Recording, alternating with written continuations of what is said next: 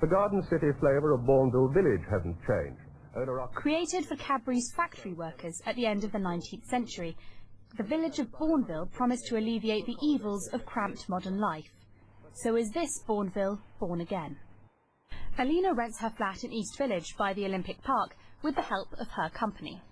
It's really difficult to find something decent in London because obviously prices are quite high, and then there's so many people looking for flats. This opportunity really stand out for me because we were offered the first 2 weeks rent-free, which was really great and saved us quite a bit of money. That's the kind of special deal that Deloitte have secured with the developer here, and they say it's just the start.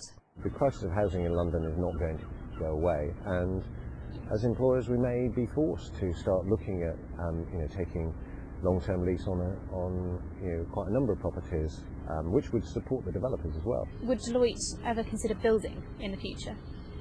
Who knows? Possibly. Ultimately in the long run, that could be the solution that's required. And they aren't the only ones. As well as accountants, Magic Circle law firms and media companies are in talks with developers to help their staff with homes. A recent survey suggested that over 80% of Londoners in their 20s have considered moving out of the capital. Because we're not building enough houses for the population growth, we are rationing housing. There is nothing you can do about that. It's a scrap for who can get hold of the housing that's available.